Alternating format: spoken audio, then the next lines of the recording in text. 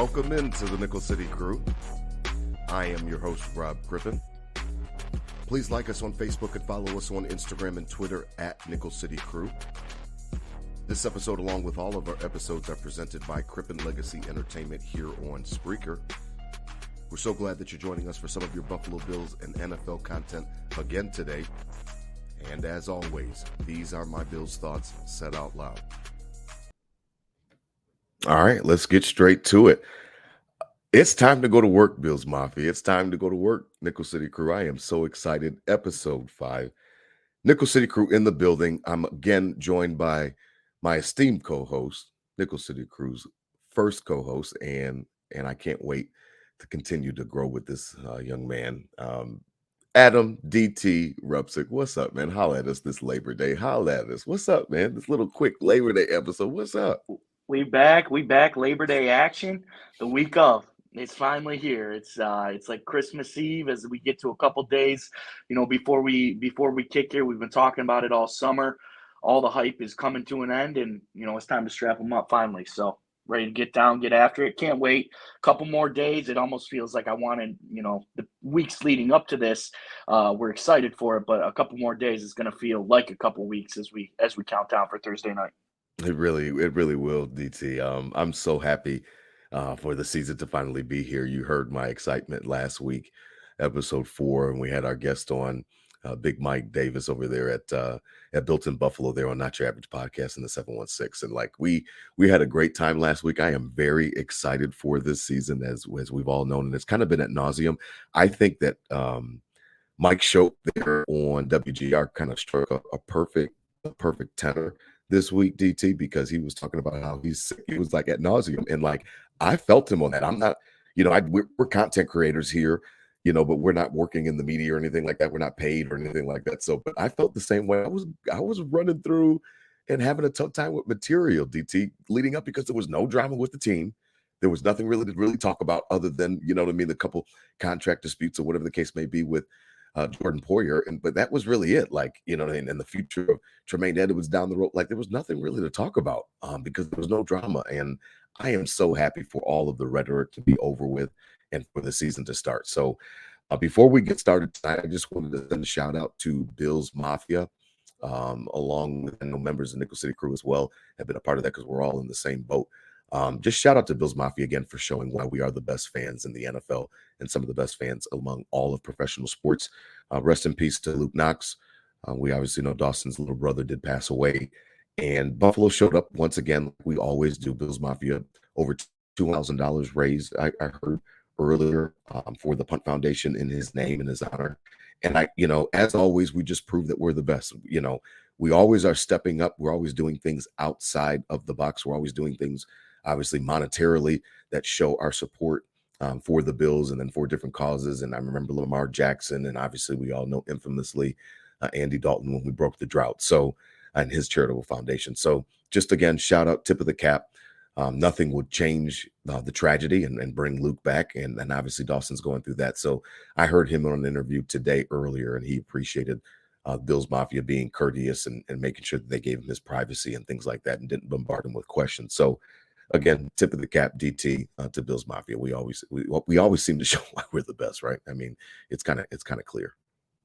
It's awesome to be a part of, and it's unanimous every time they're called upon and we're called upon.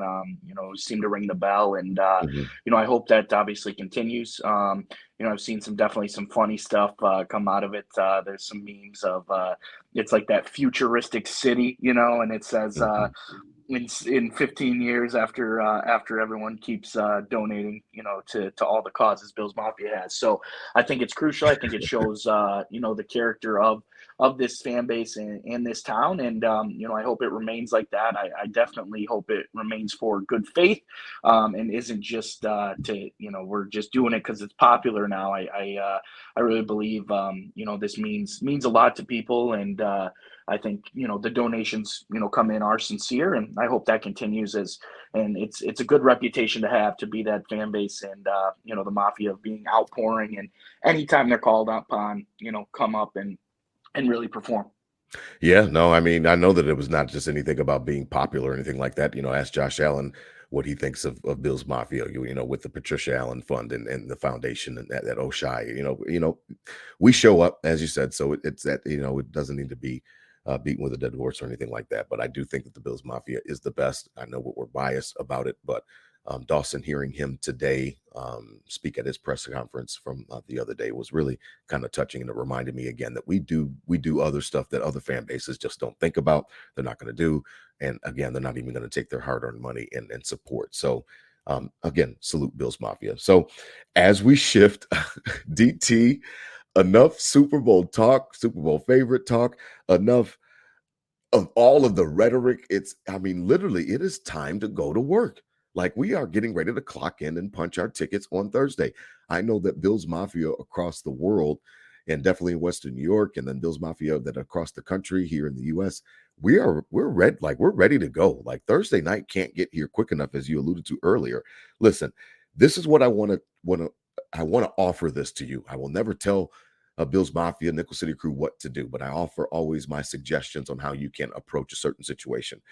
I am devastated still over 13 seconds. If you bring it up, I get mad. I listen, I'm a big WGR listener, and Shope and Bulldog. If you even say 13 seconds, he gets his blood boiling. And like, I legitimately understand that exact feeling, DT. Like, it's not like, I don't think that he's doing it for show. I don't think he's doing it, what I mean, to try to get garner attention or anything like that. It's genuine. Like, if you bring up 13 seconds on his show, it doesn't matter when you bring it up, you're going to elicit a response. And I literally said that exact same thing during season one. If you bring up 13 seconds, I'm going to get pissed off because there's so many emotions that are wrapped up in it.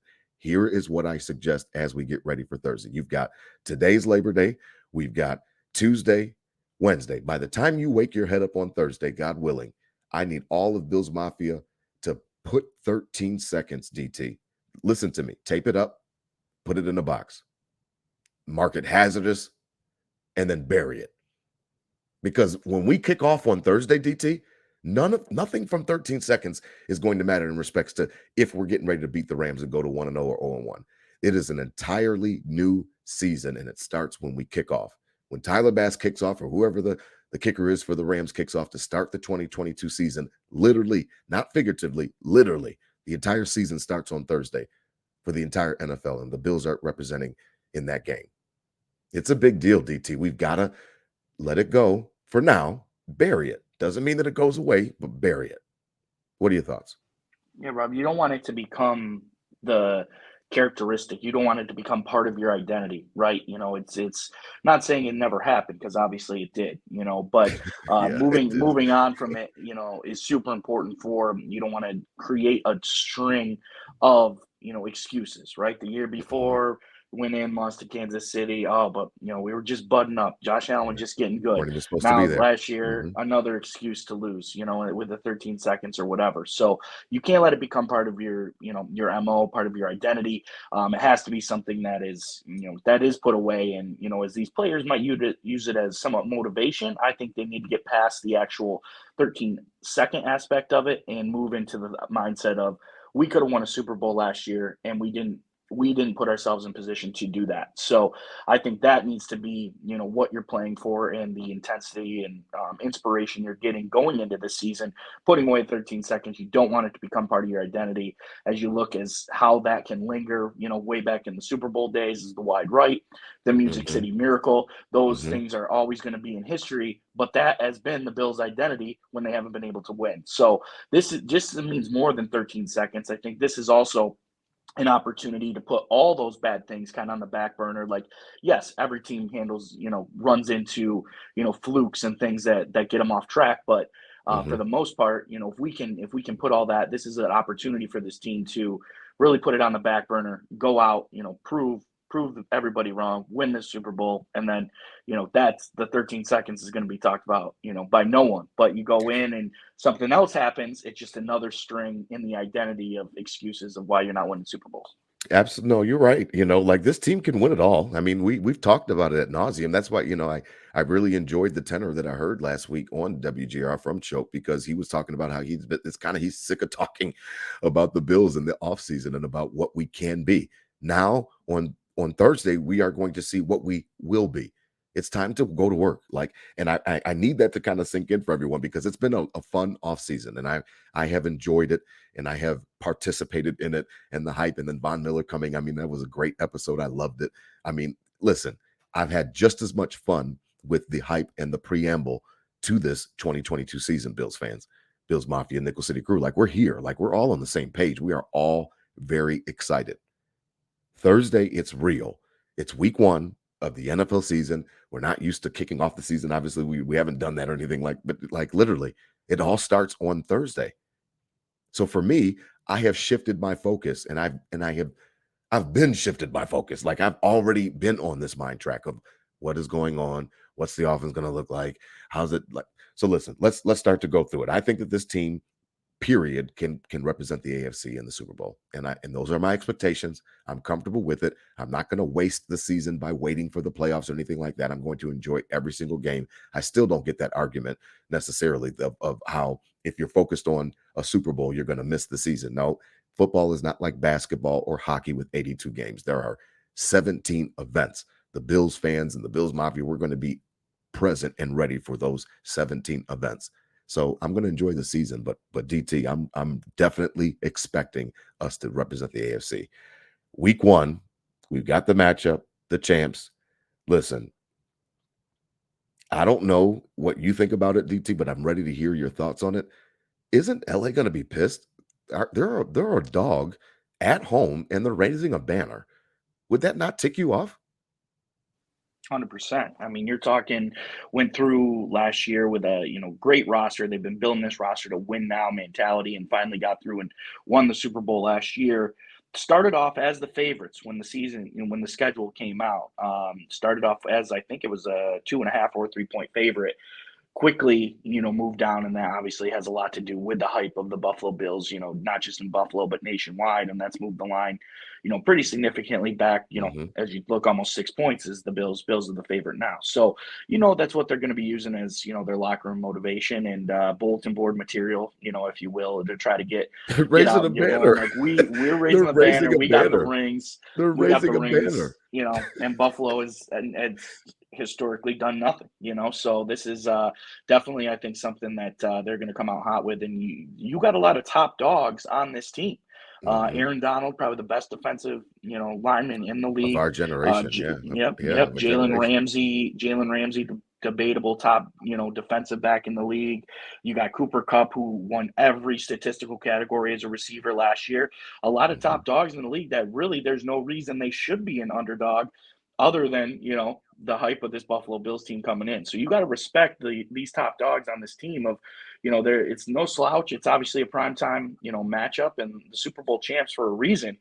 There's a Mhm. lot of players that aren't just good on their team, but top dogs. I mean, Bobby Wagner's in there this year on the Mhm. Rams and, has been one of the best linebackers in the league for a long time. So a Yeah. lot of not just a good team, but a lot of top dogs at each of their positions with this Rams squad being a home underdog. If I didn't have skin in this game, it's a gambler's dream here of home dogs with all this firepower. It's if you're an outside looking in, you're probably leaning towards the Rams in the betting world just because of all the all everything The going into juice, this yeah, game all the attention to is, the Bills. home dogs is almost is a nice place to be in anyway. But now when you have all the top dogs in a lot of different positions, you got to respect this Rams team. Yeah, I think that the Bills fans better respect them. Again, I'm not being pessimistic, and we already went over that last week, so we won't dig up old bones or anything like that. But like, I definitely respect them, and I think that they can win the game, obviously. And I think the Bills can win the game, obviously. Like, we're not inferior to them. Obviously, we're favored in the game, but Vegas doesn't win the games, and Vegas doesn't play the games. They just predict what they think will happen. So when we're talking about what we think will happen, one of the first things that we're going to have to look at, Trey White, as we know, is on the pup list. It was official last week. Brandon Bean spoke about it at his press conference when he addressed the media. It was a good listen as well because obviously he touched on the OBJ stuff. But I'm I'm leaning more. It just seems like the consensus is DT that he's probably going to be out longer than 4. Everybody wants to take it slow, which is definitely the right approach to make sure. Like, I heard that he's got his own team of doctors as well, so they're working in conjunction with the Bills doctors. It looks like Trey's probably going to be out, and I wouldn't be surprised if we don't see him until we match up against Aaron Rodgers after the bye. Like we talked about, we had an entire episode dedicated to the first 7 games. DT, I wouldn't be surprised if we don't see Trey back until after that bye week. Yeah, it's something we have to, get comfortable with and live with, and as the end of the year last year going into this one, and I was back and forth on it last week when the announcement was made of do we did we put him on the pup list because he's like you said, we're gonna have to be waiting probably a little after these 4 games, maybe come back after the bye. It's not gonna be as quick as just 4 games out and he's back on the fifth game. Or was it, because people were like, if he was gonna be ready before game 5, he wouldn't be on the pup list. But I have soon to kind of move off of that take and get to, where you were kind of saying of, he's probably going to be a few games after this because he can't practice or anything in these 4 weeks. So Right, he's going to have to ramp up and, and definitely project as if you were a preseason training camp. They're going to have to project that all in practice and get right. him rolling. So I think it's going to be a few weeks after that. And I got off the take of, if he was ready, they would bring him back. They wouldn't put him on the pup list, and he might play week 3 or week 4. But I think, that obviously you're looking for Trey White to be on this team for a lot longer than this year Right. and be your That's top the key. cornerback Mhm. for a lot longer than this year. So Yeah, I think I'm definitely more towards where your thoughts are there. I mean, after the bye week, because even when he's back and healthy, you're still going to have to ramp him up into game shape.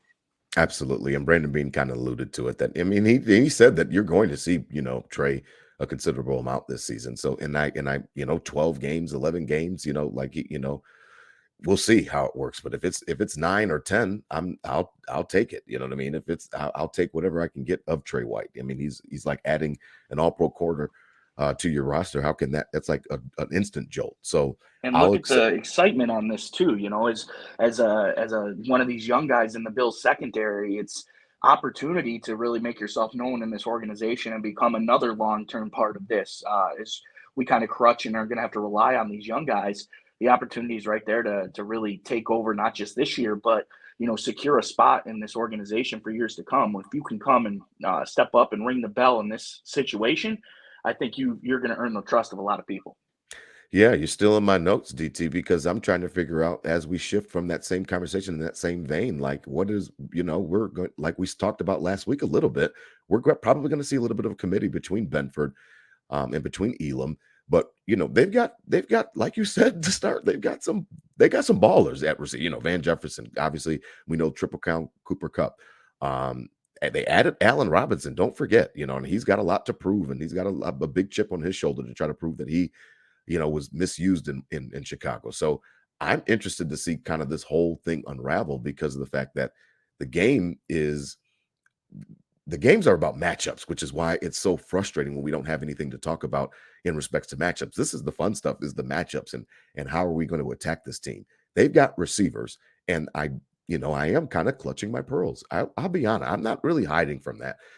I heard midway through camp that Elam wasn't looking that well, and that's what gave the opportunity for Christian Benford to actually take on a bigger role. And he obviously, again, credit to him, he sees that role as a late round pick, FCS school, like all those types of different hurdles against him. He rose to the occasion, and it's about competition, as you talk about, DT. So I'm just kind of clutching my pearls and kind of I'll be watching. I'll just be nervous. I'm gonna be a wreck the entire time. Not that they're going to get beat and burned every single play, but I know that Stafford, I know that McVay, they're going to come up with ways to try to attack all of them. And that goes from Dane Jackson on down. They're not going to give Dane Jackson the same type of respect that they give Trey White. And that's just going to trickle down to all of them. So they're all going to be tested. The only guy in the actual secondary I have the confidence in is Taron Johnson at the nickel. So I the rest is really unproven. And Dane Jackson, yes, he has played well in spot duty, but this is the this is the season opener, and all of your peers are watching. Yeah, and I think, definitely the Bills coaching staff is going to go into this as, not going to want to be getting burned for the big plays. You get the home crowd involved, and big plays Mhm. can really be detrimental in any point of a game, especially in the NFL.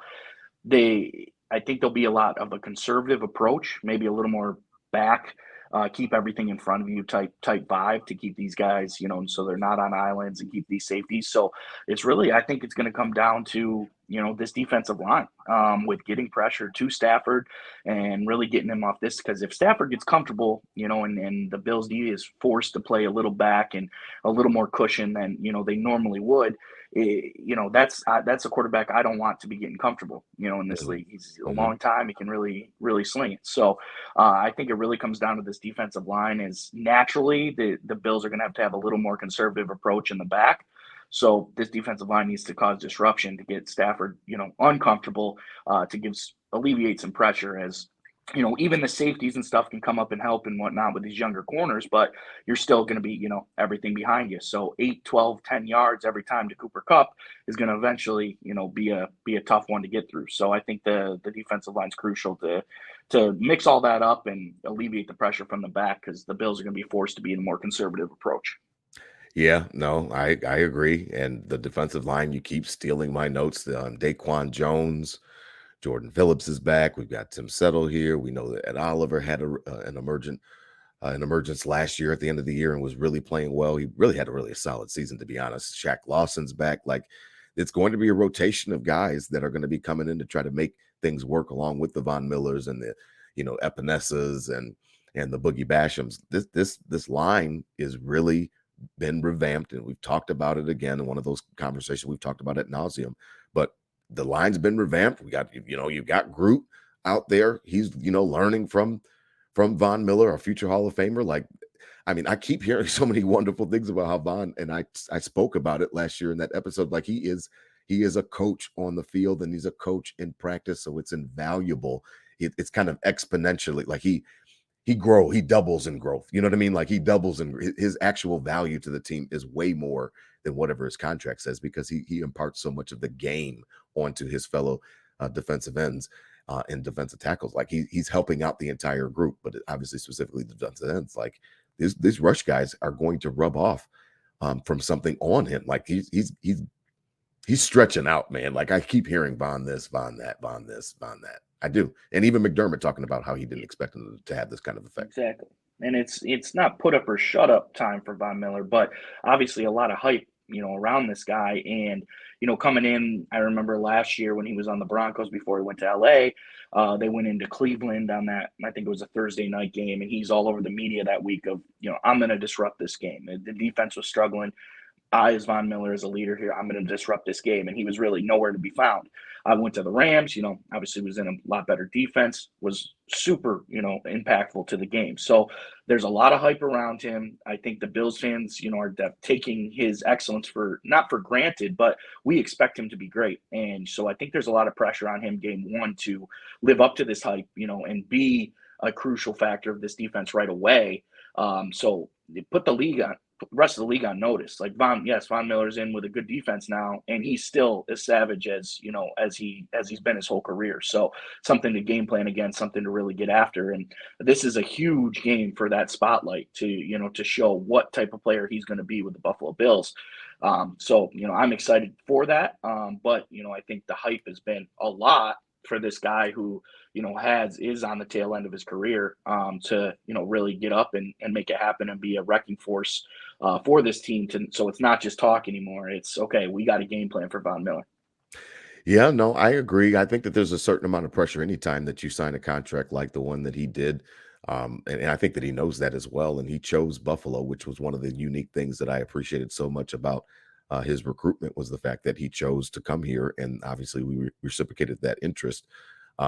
Listen, he is a big time player. He's going to show up when it counts. He did it. He's a Super Bowl MVP as a defensive player, which is unheard of because it just seems like write the quarterback's name that won the game. You could write that down to like the end of the second quarter, and whoever wins the game, whatever quarterback is going to be the MVP. So he had a wonderful career. He's going to moonwalk into the Hall of Fame, and I think that he's been rubbing off on the defensive line and on those defensive ends like we thought of when he came in. And obviously he runs those pass rush summits, and he's kind of doing his own thing down there as well with the Bills in Orchard Park, making sure that those guys know all the tricks of the trade. And I think that that is invaluable. As we shift and as we begin to wrap up on this Labor Day, I'll be honest, DT, the offense and the offensive side of the ball is real intriguing. It looks like, Isaiah McKenzie, Zeke might be hobbled. Talk about that. I want to talk about Dorsey one final time. I know that, I keep going back to that well, but I'm going to have to do that before we start the first game of the season because it's been my number one concern. But Zeke might be hurt. Brandon Beane talked about it in his press conference. And so what do you think? I mean, I've been very excited to see the offense at full go. Him, Shakir, and whatever other options that the Bills want to use. And obviously they cut OJ Howard, but the tight ends and Knox, and I want them at their full go. James Cook in the backfield, and we got Motor, everybody. I don't want Zeke to miss the game, man. I don't want him to miss the game. Well, good news today on that. It looked like tweets and from reporters in practice that Zeke was full go today, looking good, full speed, looking good, catching balls. So Beautiful. hopefully that obviously carries over through the rest of the week, and he comes in 100% for Thursday night because he's going to have to be for sure. But the beauty about this team is the depth. The Mhm. depth that we haven't had in recent years, and you look at the guy right behind him, and Jamison Crowder, who's been a proven slot receiver, in this league at almost 500 yards passing with a very in and out season last year. So, even with Isaiah McKenzie a little Uh, hobbled, hopefully Hobble. not. Mhm. It's not looking like it as of right now, but if he goes in and game speed's obviously different, and if it's Right. if it's a little If he he's pulls not at up a full little bit, potential, we've got you options. can you can get Jameson Crowder in there, and and plenty others as we go. So good news on that. I know I'm excited. Bills Mafia is excited to see what Zeke can do for sure. But my focus on this offense is Diggs. It's been almost Mm. quiet with Diggs throughout the year, and with all these other signings and the emerging of Gabe Davis and the emerging of He got his Isaiah money. That wasn't McKenzie that and wasn't quiet. He got his true, bag. true. Got his I money know for he went sure, to the bank. but I feel like a lot of this focus, as there hasn't been a lot of talk on Stephon Diggs as we went through the summer. So I think he's going to be trying to ball out on Thursday, and I think the Rams are dumb if they just strictly put Jalen Ramsey, on Diggs and nothing else, because then Josh is just going to pick you up everywhere else. But I think Diggs is going to have a good game Thursday in the That's fact interesting. I of think they will shadow though. it's I been a think they little will quiet. shadow. I You think they think, will yeah? I shadow. mean, Yeah, I think Ramsey. I you think that don't think that's they what they do more of want. a zone approach? Yeah, I just take Diggs out of it. But Yeah, I the think they Bills are want to known to make obviously the get the make the ball around, Bills prove it right? again. I think they want to make the Sure, Bills prove it again, DT. Like, sure. okay, well, Gabe Davis went off for a historic night. Not even Jerry Rice did what he did against the Chiefs. So, like, okay, I hear that. do that But again. Like, we're gonna put true, our number true. one on your number one. You know what I That is mean? a I, good I point. really see that. I see that But I like think the Diggs okay. is it's been quiet since he's got his bag. It's been pretty quiet. And again, not take his talents for granted, but we just expect him to go out and be another top receiver in this league again this year. And I think he wants to be dominant as he talked, this summer. He doesn't Hmm. want to lose. They want to win every game. And Hmm. the fact that he needs to prove himself to that he is the number one guy, obviously. Worth And that there's a lot contract. of talk Hmm. about there's a lot of talk about a lot of other players on this offense. And, I think he get this conversation back on 14, give me the ball. So I feel not that he's been I disrespected don't by think you have any to worry means. about that though, because 17 looks for 14. That's his dude. Like, I mean, Of I course, heard him on but Colin I Cowherd just talking think it's about how been much he loves him. it's a little quiet, and there's a lot of talk everywhere else on the offense. And, I think they get the talk back on 14, and I think he's, in a way, in that high competitive mind, take it a little personally. Like I that love the it. conversation hasn't been about 14 as much. I love it. We know he's a dog. I'm so happy that he's our captain again. Salute to our captain, Captain Diggs. The Bills announced their captains the other day, and that was fun to hear. And yeah, I mean, I'm down with it. Like, I love it. He's a dog. He's my favorite Buffalo Bill. Like, it's not even a question. I love Brandon Bean for bringing him in. I love that he did not go with the whole malcontent rhetoric, and he did his research. He contacted whoever he needed to contact and knew that this guy was just hungry and he wanted more opportunities than he was receiving in Minnesota. That doesn't make you a bad person because you're competitive. It doesn't make you a bad person or a bad teammate, like they like to say in football, because you want the ball. That means that you think that you can make an impact. And if you can follow it up with your actions on the field, with your play, then I'm fully supportive of guys like that. So I love him. He's the captain. Once again this season, he was announced, so I'm down for it. Yes, get the conversation back on 14. I like that. So as we wrap up, DT, I have to ask you one more time. I know that it's been something that we have touched on throughout the offseason, even from transitioning from the end of season one into season two. Again, Ken Dorsey going to be doing his job for the first time. Looks like he is comfortable upstairs. I don't think that he spent one preseason game downstairs of the three, so it looks like he's set in stone on being upstairs. And obviously, that's a lot of offensive coordinators, preferable spot. But there's more than one way to skin a cat. So some guys are on the sideline as well calling plays. He'll be upstairs in the booth. Offense will be ready to go. Like you said, looks like Zeke might be healthy, so we might be full go. James Cook and Motor in the backfield, and even sprinkling some Zach Moss if you want. We know about the receiving cord led by our captain, and then on down the line with all of the different options that Josh has. We know what the tight end room looks like with Dawson Knox, and then obviously Tommy Sweeney and following him up with Morris. Listen, it's all systems go. It's all systems go, DT. I mean, I don't know any other way to say it. It's all systems go. So you're not hiding anything. You're not pulling any punches. You're not trying to disguise anything in respects to waiting for anything. It's time to go. It's time to go to work. So this is your job. You're the offensive coordinator now. Run the ship. And part of the reason that I have that kind of energy about it is because Josh wanted him too. And don't think Bills Mafia, Nickel City Crew, that did not matter. That factored into it. When Brian Dable and the writing was on the wall that they knew that him and Sean McDermott couldn't coexist anymore, and he was going to be getting an NFL job this cycle after he missed out on the Chargers job the year prior. It's all systems go. Josh wanted Ken Dorsey to do this. So I don't really want a lot of wiggle room. If the Bills happen to lose or anything like that, and let's say it's a game and it's relatively close, but it's a 10-point game and the offense was kind of sputtering, I don't want to hear 31-21 and you guys in Bills Mafia bitching about Ken Dorsey, because I've been talking about it. I've been addressing the fact that there is a chance that somebody doing a job for the first time might not be good at it. It does not mean he won't be good at it. It just means that he might not be good at it. So I'm watching, DT. I know, talk me off the ledge for the final time. I know you're not as worried as I am. I know that you've respected my opinion on it, but I have to close the show this way. There's nothing else to talk about, man. It's time to go to work. What is the offense going to look like? I don't know, man. Like I'm waiting. Well, you would hope if there's a little struggle, with that being the first time, and there is a little struggle in the play calling, that 17 can make up for that slack. At this point, going into the fifth year, to be able to call his own offense the entire source of the game. So you'd hope that's the crutch if there is a little falter and a little disconnect slow between the start, two. if you will. Yeah, definitely. But in past years, this opening game has kind of a reputation of being a pop off event. As you look back a few years back, Peyton Manning throws 7 touchdowns in the opener. Last year, Brady and Dak were both through well over 50 times in the game. Right. So this game has kind of a reputation to pop off, show the world really what you're about this year. And the Bills, want to prove that more than anybody to live up to all this hype in the offseason to really get out there and pop. So I think there's going to be a little swagger with the team of like, we don't want to hold back. We want to open this gate up and go full bore. And hopefully that relates to a loose approach from Ken Dorsey of, okay, kind of the pressure is not there. I don't have to call the game as tight, as my first time. It's more of a loose, open approach. And if 17 can crutch you if you slide a little, I think there's opportunity to really pop off. Well, I mean, I'm going to be intrigued by it. I've been intrigued by it all off season. So again, all the talk is over.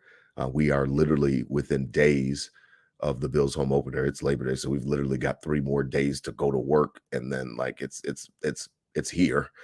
Believe it or not, and it has been the longest offseason. A part of that, again, was what we just buried in that box. We talked about it. We're not going to talk about it. I'm not going to really talk about it after tonight because of how upset it makes me. And I want to give respect to the 2022 Bills. I am a firm believer that every season is its own entity. You can have players that carry over. You can have different experiences from the previous season or seasons that carry over, but everything is its own organism. Everything is its own separate entity. The 2022 Bills will kick off on Thursday. 13 seconds, as real as it was, needs to not be in their minds. Now, it can be you can be pissed off about 13 seconds forever, and I'm still pissed off about it, but I'm not going to choose to dwell on it as we go into 2022. But you better damn well hope your players are not using it for negative motivation. Okay? So just know that. Don't let that drag them down. We can do whatever we want. We're fans. We're not on the field. But I don't want my players thinking about 13 seconds in a negative way. If they want to use that as motivation on how they're never going to feel that feeling again, all to it. More power to them. That's fine. That's a part of being competitive and being in sports, is using and finding different things to motivate you, to get you going, especially on the highest level as a professional athlete. So I get that part. But I don't want that lingering in their head, especially when they go up against KC again or something like that this year. Like I don't want that. I don't want them thinking negatively about 13 seconds. Let's put it in a box, let's tape it, let's bury it, and let's not talk about it after Thursday. Because you were right, DT. When we win a title, like nobody's going to give a shit about 13 seconds. It won't matter anymore. They won't even. Nobody will care about the wide right as much. Like it'll wash over a lot. Yes, it happened, but we won't really care. 100%, 100%. And the roller coaster is up the hill. The chain is clicked as many times as it can, and we can anticipate what type of ride it's going to be all we want. But as soon as that goes over that first knoll and the roller coaster starts to descend, it's out It's of time. everybody's hands at that point. Yeah, So, it really is. we're live. We're live, baby. We're live, man. What a perfect way to end. I love that. It's like you think about the Predator at their hit lake, and in that last click, it's about to be a bumpy ride, but it's going to be fun. It's going to be fast. It's going to be exhilarating, and you might get bruised up or or something like that back with the old Predator, or your head's bumping around, your arms bumping around. But boy, it was a fun ride. So I can't wait for it. I know that Bills Mafia cannot wait for it. Nickel City Crew, I thank you guys for joining us once again.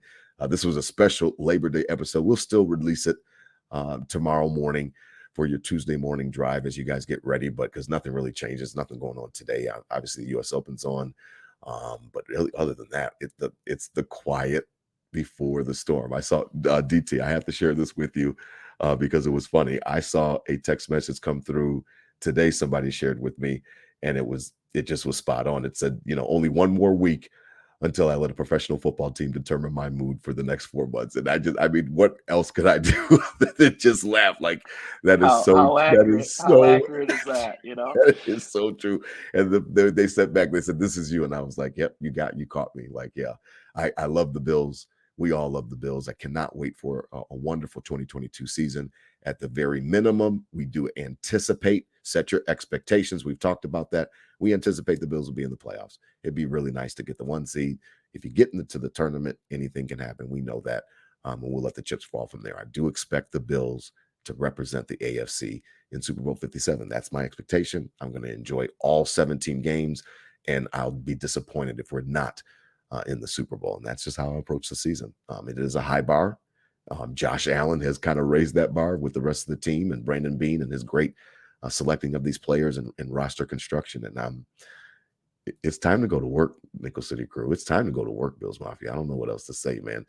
Hit them with the Go Bills, DT. I mean, what else, man? Let's enjoy Labor Go Day, man. Bills, Let's go go back Bills. to I our challenge barbecue, man. challenge the mafia, challenge the mafia and the squad to create this identity early. Create this identity of the bad boys going out to get this, and go Bills, baby. All Create right. the identity. I love it, man. Big bad Bills. Let's harken back to the 90s and just be the big bad Bills again. I love it. As always, these were my Bills thoughts said out loud. Go Bills. Let's do it. I'll see y'all Thursday.